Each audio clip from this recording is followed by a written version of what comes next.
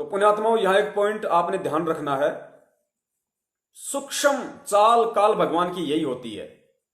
हम में से काफी भगत ये सोचते हैं कि अर्जुन सर्जुन उनके कहने पे गणिका माई के घर पे गए, फिर वहां उन्होंने जो क्रियाकलाप देखा, गुरु जी को वहां बैठा पाया, फिर उन्होंने गुरु जी से कहा कि गुरु जी आपने यहां नहीं बैठना चाहिए था। तो काफी लोग सोचते हैं कि ये शब्द कहने के बाद, ये शब्द अपने गुरु को कहने के बाद अर्जुन और सर्जुन परीक्षा में फेल हुए।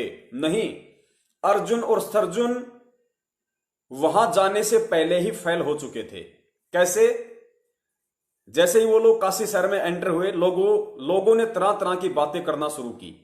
तेरा गुरु ऐसा, तेरा गुरु शराब पिया पूरे शहर में, तेरा गुरु गया इस तरीके से वैश्या के कंधे पे हाथ रखा, सबको पता चल गया। पुण्यात्मा, उस समय अर्जुन सर्जुन ने एक बात कही थी उन लोगों से जो गुरुजी ने बताई, और इसी बात को समझना तत्व ज्ञान है। हालांकि सतगुरुदेव जी ने इस बात को नहीं बताया, ये बात आप सभी भाई बहनों को दास बता रहा है अपने ज्ञान आधार से, जो गुरुदेव से मैंने सद्बुद्धि पाई है कि सूक्ष्म चाल क्या होती है काल भगवान की, कैसे ठगने से पहले ही वो ठग लेता है।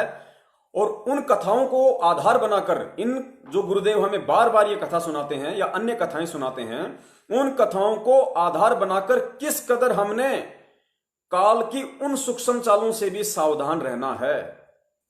तो पुण्यात्माओं, जब अर्जुन सर्जुन ने उन लोगों को यह कहा कि भाई देख लेंगे तब यकीन करेंगे, पुण्यात्माओं ये शब्द कहते वहीं अर्जुन सर्जुन फेल हो गए थे। क्योंकि उन्होंने ये कहा कि देख लेंगे तब यकीन करेंगे, इसका मतलब उनको विश्वास था कि गुरुजी ऐसा कर सकते हैं, इसलिए उन्होंने कहा कि देख लेंगे तो यकीन करेंगे। मतलब उनको अपने मन में कहीं ना कहीं ये खोट था, अपने गुरु पर अविश्वास था कि हो सकता है गुरुजी ऐसा भी कर सकते हैं, और जब हम ऐसा कर्म देख लेंगे तो हम मान लेंगे कि वास्तव में हमारे गुरुजी गलत हैं।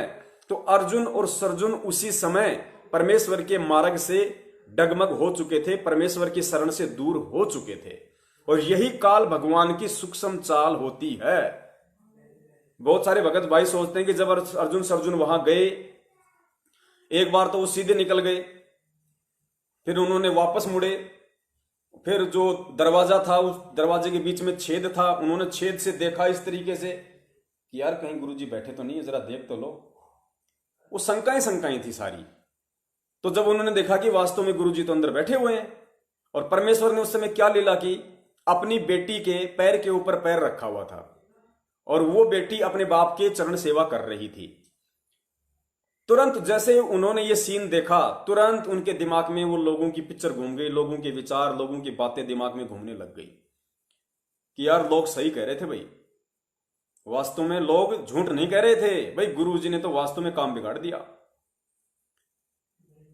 वो लोग हिम्मत करके अंदर गए और धीरे से गुरुजी के पास जाके कान में बोले कि परमात्मा तो कहां कहना था उन्होंने कहा कि गुरुजी आपने यहां नहीं बैठना था, यो तो नीच का घर है, और गुरुजी बाहर हमारी थूथू हो रही है पूरे बाजार में।